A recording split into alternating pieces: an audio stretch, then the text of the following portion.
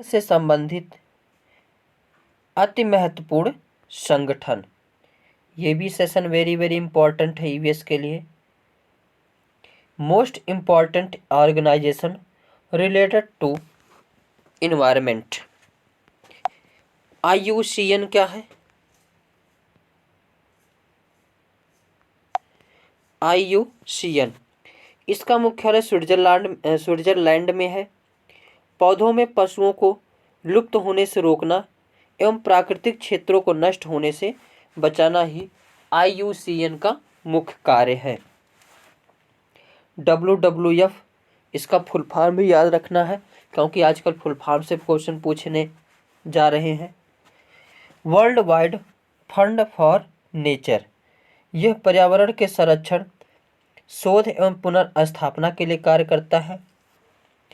UNEP full form है संयुक्त राष्ट्र पर्यावरण कार्यक्रम।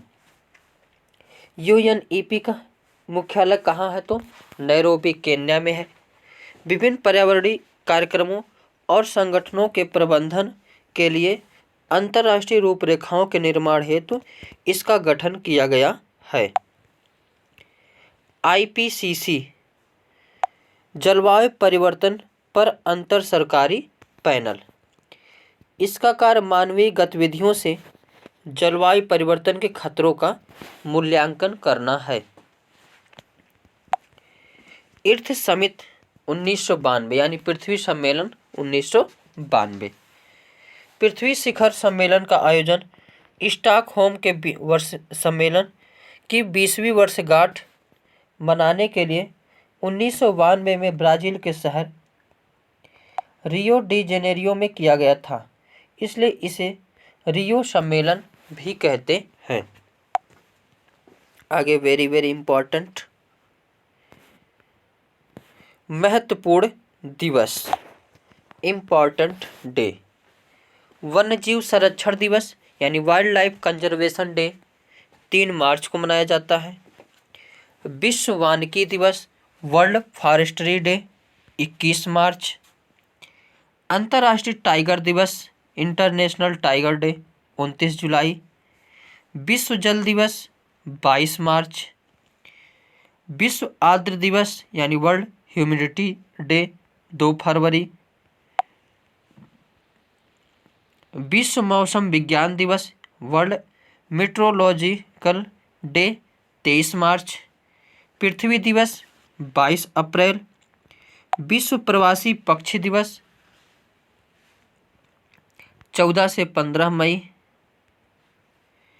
जैव विविधता दिवस यानी बायोडाइवर्सिटी डे 22 मई।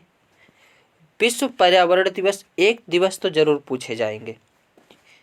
वर्ल्ड इन्वायरमेंट डे 5 जून।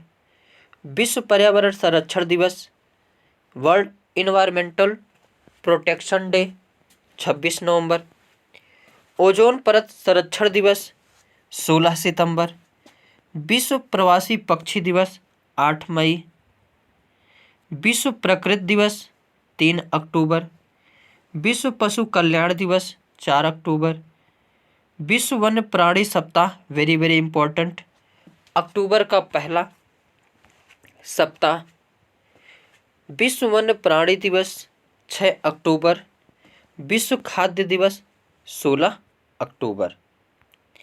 यहाँ से भी एक नंबर फिक्स रहते हैं। कृषि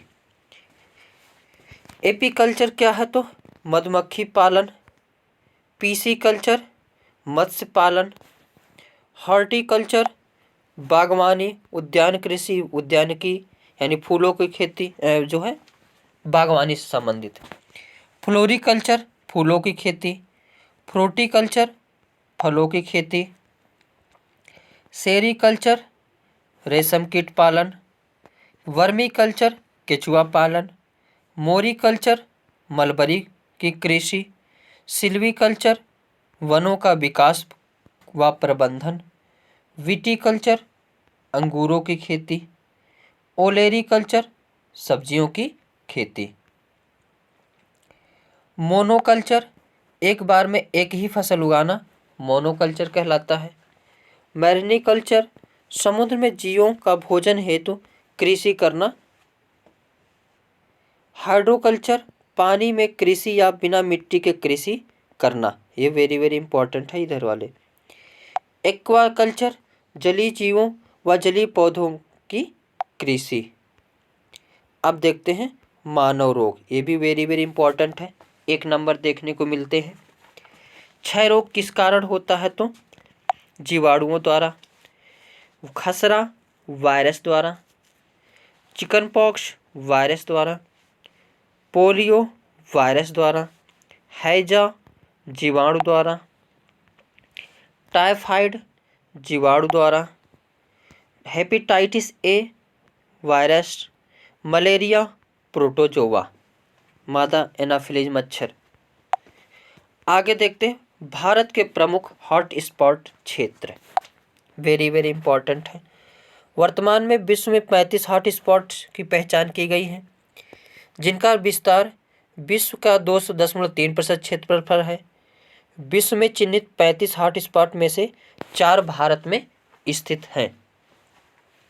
भारत में प्रमुख हॉट स्पॉट क्षेत्र, एक यहाँ से क्वेश्चन जरूर पूछे जाते हैं, तो इंडो बर्मा का क्षेत्र, हिमालयी क्षेत्र, पश्चिमी घाट, श्रीलंका, सुंडालैंड।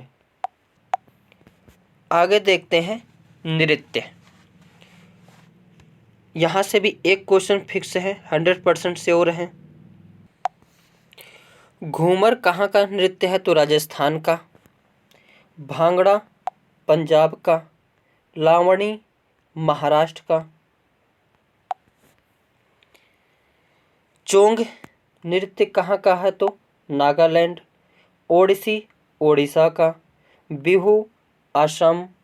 मुखौटा अरुणाचल प्रदेश। कथकली केरल। छऊ कहाँ का नृत्य है? तो झारखंड। गढ़वाली उत्तराखंड। कुचिपुड़ी आंध्र प्रदेश। भरतनाट्यम तमिलनाडु। रासलीला उत्तर प्रदेश। कथक उत्तर प्रदेश। यक्षगान गान कर्नाटक। गरबा गुजरात। अब देखते हैं राष्ट्रीय प्रतीक चिन्ह, यहाँ से भी एक क्वेश्चन 100% श्योर है। भारत का राष्ट्र ध्वज यानी national flag of India, Bharat के राष्ट्रीय ध्वज में समान अनुपात में केसरिया, सफ़ेद, हरे रंग की क्षैतिज पट्टियाँ होती हैं। इन 3 रंगों के कारण भारत के ध्वज को तिरंगा कहा जाता है। और ध्वज की चौड़ाई लंबाई कितनी होती है? तो 2:3 होती है। ध्वज में सफ़ेद रंग की पट्टी के बीचों बीच गहरे नीले रंग का चक्र बना होता है, जिसमें 24 तीलियां होती हैं। यह चक्र सारनाथ में स्थित अशोक स्तंभ से लिया गया है और 22 जुलाई 1947 को भारतीय संविधान सभा ने राष्ट्रीय ध्वज के रूप में तिरंगे को अपनाया। भारत के राष्ट्रीय ध्वज में स्थित केसरिया रंग त्याग को दर्शाता है, त्याग और बलिदान को। सफ़ेद रंग सत्य और शांति को और पवित्रता को, तथा हरा रंग देश की समृद्धि एवं उर्वरता का प्रतीक है। भारत का राष्ट्रीय गान क्या है? तो भारत का राष्ट्रीय गान जन गण मन को 24 जनवरी 1950 को राष्ट्रीय गान के रूप में स्वीकार किया गया। यह गान रविन्द्रनाथ ठाकुर यानी टैगोर द्वारा रचा गया था। सबसे पहले 27 दिसंबर 1911 को इसे कलकत्ता में भारतीय राष्ट्रीय कांग्रेस के अधिवेशन में गाया गया। संपूर्ण गीत गाने को पढ़ने या गाने में लगभग 52 सेकंड लगना चाहिए या लगते हैं। भारत का राष्ट्रीय गीत वंदे मातरम के लेखक बंकिम चंद्र चटर्जी, जो कि उनकी रचना आनंद मठ से लिया गया है। 24 जनवरी 1950 को राष्ट्रगान के साथ ही स्वीकार किया गया था। सर्वप्रथम राष्ट्रीय गीत वंदे मातरम 1896 में भारतीय राष्ट्रीय कांग्रेस के सत्र में गाया गया था। भारत का राष्ट्रीय चिन्ह, भारत का राष्ट्रीय चिन्ह अशोक स्तंभ है। जो मौर्य साम्राज्य के शासक सम्राट अशोक द्वारा सारनाथ में बनवाए गए स्तंभ से लिया गया है। इस स्तंभ में 4 शेर एक दूसरे से पीठ सटाकर बैठे हुए हैं। उनमें से एक सिंह के नीचे लिखा हुआ है सत्यमेव जयते, जिसे राष्ट्र चिन्ह में दर्शाया गया है, जो कि देवनागरी लिपि में अंकित है। इसका अर्थ है सत्य की ही विजय होती है। 26 जनवरी 1950 को अशोक स्तंभ को भारत के राष्ट्रीय चिन्ह के रूप में आधिकारिक रूप से स्वीकारा गया। सर्वोच्च राष्ट्रीय पुरस्कार। भारत रत्न भारत का सर्वोच्च राष्ट्रीय पुरस्कार और सर्वोच्च नागरिक सम्मान है। भारत रत्न की शुरुआत 2 जनवरी 1954 को भारत के तत्कालीन राष्ट्रपति श्री राजेंद्र प्रसाद द्वारा की गई थी। राष्ट्रीय पशु। अप्रैल 1973 को बाघ या रॉयल बंगाल टाइगर को भारत का राष्ट्रीय पशु घोषित किया गया। इससे पहले भारत का राष्ट्रीय पशु शेर हुआ करता था। बाघ का जंतु वैज्ञानिक नाम पैंथरा टाइग्रिस होता है। राष्ट्रीय पक्षी। 26 जनवरी 1963 को मोर को राष्ट्रीय पक्षी घोषित किया गया। मोर को संस्कृत भाषा में मयूर के नाम से जाना जाता है। मोर का जंतु वैज्ञानिक नाम पाओक्रिस्टेटस है। राष्ट्रीय पुष्प यानी कमल। भारत का राष्ट्रीय पुष्प कमल है। कमल का वास्तविक वनस्पतिक नाम क्या है? नीलम्बियन न्यूसिफेरा। राष्ट्रीय खेल। भारत का राष्ट्रीय खेल हॉकी है। माना जाता है कि जब भारत ने ओलंपिक में हॉकी के खेल में लगातार 6 स्वर्ण पदक जीते थे, तब से हॉकी को भारत का राष्ट्रीय खेल माना जाता है। लेकिन भारतीय खेल मंत्रालय ने माना है कि आधिकारिक रूप से भारत में किसी खेल को भारत का राष्ट्रीय खेल घोषित नहीं किया गया है। लेकिन सरकारी वेब पोर्टल पर हॉकी को ही राष्ट्रीय खेल माना जाता है। राष्ट्रीय वृक्ष। बरगद या वट वृक्ष को भारत का राष्ट्रीय वृक्ष माना गया है। यह एकता तथा दृढ़ता का प्रतीक है।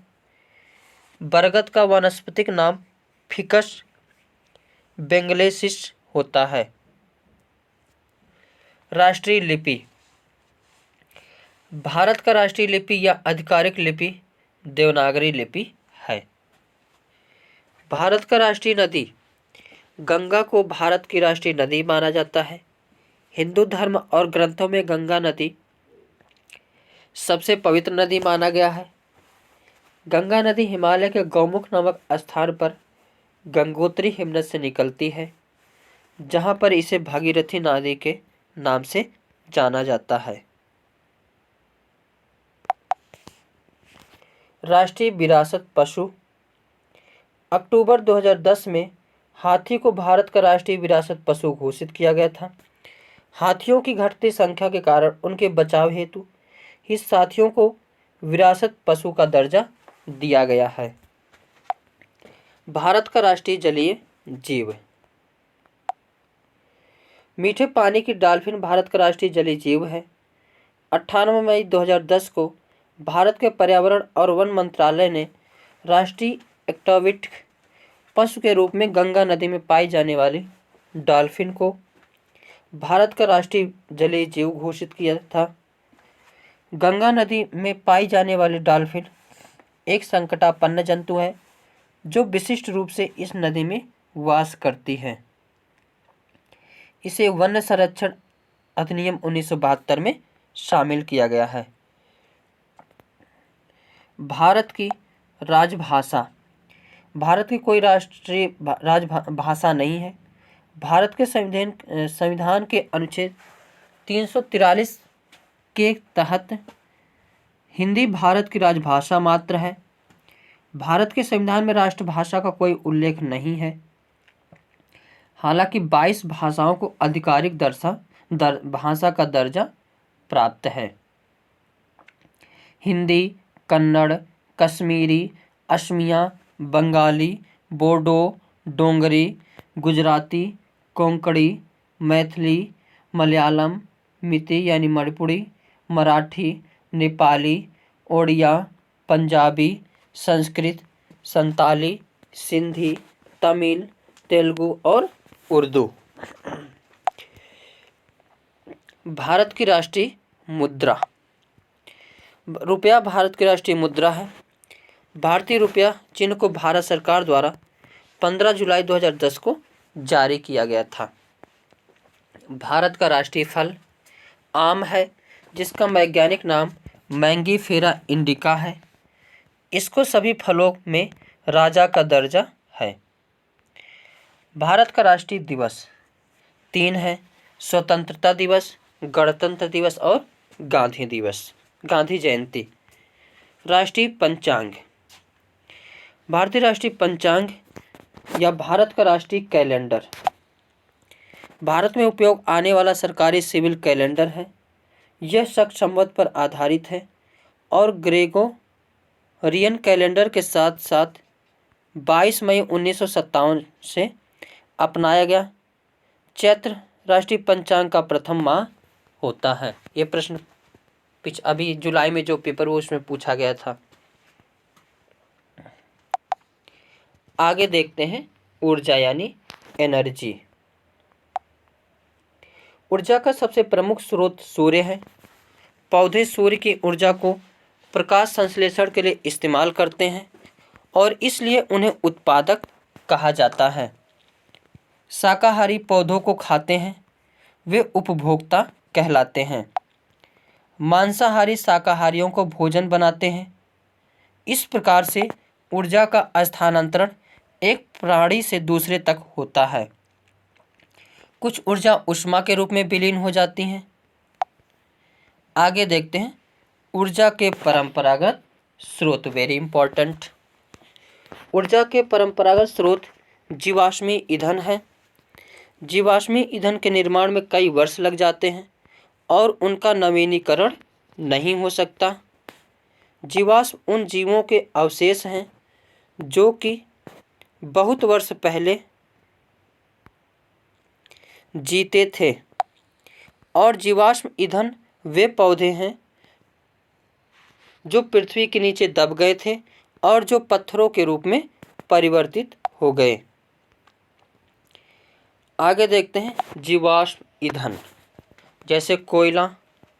यह एक ठोस पदार्थ है। हमारे देश में कोयले की खानें बिहार के रानीगंज, झरिया और धनबाद नगरों के पास पाई जाती है। सबसे शुद्ध कोयला एंथ्रासाइट और सबसे शुद्ध एंथ्रासाइट, उससे कम बिटुमिनस, उससे शुद्ध जो कम शुद्ध लिग्नाइट। आगे तेल, ये एक द्रव धातु है।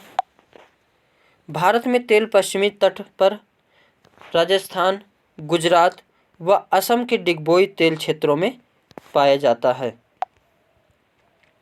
प्राकृतिक गैस, ये विभिन्न गैसों का मिश्रण है। खाना पकाने के प्रयोग में आने वाली गैस को एलपीजी या द्रव पेट्रोलियम गैस कहते हैं और वह सिलेंडरों में भरकर लाई जाती है। संपीड़ित प्राकृतिक गैस सीएनजी जैसे बसों, स्कूटरों, ऑटो रिक्शों और टैक्सियों, सार्वजनिक यातायात के वाहनों में प्रयोग किए जाते हैं। आगे देखते हैं ऊर्जा के गैर परंपरागत स्रोत। ये नवीनीकृत संसाधन है और यह कभी समाप्त नहीं होने वाले हैं। जैसे सौर ऊर्जा। सौर ऊर्जा या सूर्य से प्राप्त होने वाली ऊर्जा सबसे अधिक महत्वपूर्ण है। यह प्रकृति में व्यापक रूप से पाई जाती है। यह प्रदूषण रहित होती है। वायु ऊर्जा। वायु ऊर्जा का पारंपरिक रूप से घरेलू कार्यों के लिए और खेतों की सिंचाई के लिए पानी उठाने के काम हुआ है। वायु की गतिज ऊर्जा विद्युत ऊर्जा में परिवर्तित होकर प्रयोग में लाई जाती है। आगे जल विद्युत ऊर्जा। गिरते हुए या बहते हुए जल की गति ऊर्जा से जो विद्युत उत्पन्न की जाती है उसे जल विद्युत ऊर्जा कहते हैं। ज्वारीय ऊर्जा। ज्वारीय शक्ति या ज्वारीय ऊर्जा जल विद्युत का एक रूप है। ज्वारीय ऊर्जा समुद्र की या सागर की लहरों की ऊर्जा है। समुद्र में आने वाले ज्वार भाटा की ऊर्जा को उपयुक्त टरबाइन लगाकर विद्युत शक्ति में बदल दिया जाता है। भूतापीय ऊर्जा वह ऊर्जा है जिसमें पृथ्वी में संग्रहित ताप से निकाला जाता है। बायोमास से प्राप्त ऊर्जा। बायोमास वह पादप सामग्री है जिसका प्रकाश संश्लेषण के परिणाम स्वरूप निर्माण हुआ है। बायोमास ऊर्जा के स्रोत हैं। इन्हें सीधी जलाकर इस्तेमाल किया जा सकता है या इनको विभिन्न प्रकार के जैव ईंधन के रूप में परिवर्तित करने के बाद इस्तेमाल किया जा सकता है, जैसे गन्ने की खोई, धान की भूसी, अनुपयोगी लकड़ी।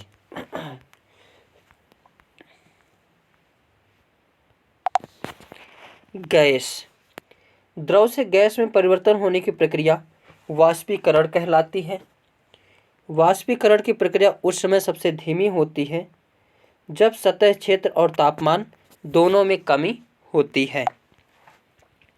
जब सतह का क्षेत्र बड़ा होता है तो तापमान कम या अधिक होने की स्थिति में भी वाष्पीकरण होता है।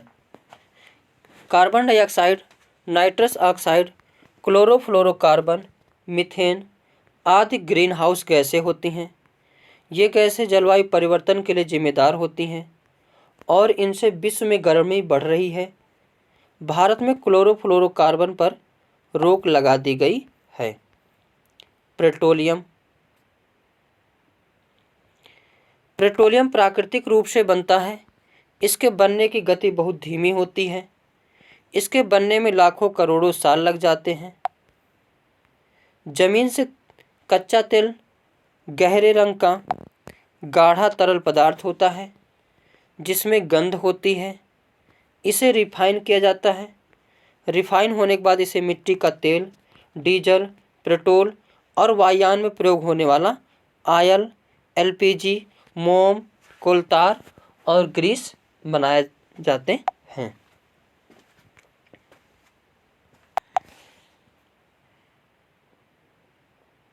जल।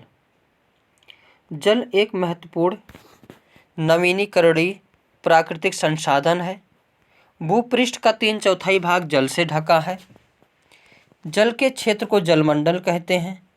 यह जल के विभिन्न स्रोतों जैसे नदी, झील, समुद्र, महासागर आदि जैसे विभिन्न जलाशयों से मिलकर बनता है। यह प्राणियों के लिए आवश्यक है। महासागरों का जल लवणीय है और मानवीय उपभोग के लिए उपयुक्त नहीं है। आलवण जल केवल 2.7% ही है। इसका लगभग 70% भाग बर्फ की चादरों और हिमानियों के रूप में अंटार्कटिका, ग्रीनलैंड और पर्वतीय प्रदेशों में पाया जाता है। जल में ऑक्सीजन की कमी के कारण मछलियां मर जाती हैं। पानी को साफ करने का सबसे अच्छा तरीका उबालना है। गंदा पानी पीने से दस्त और हैजा हो जाता है। दस्त या उल्टी में शरीर का बहुत सारा पानी बाहर निकल जाता है।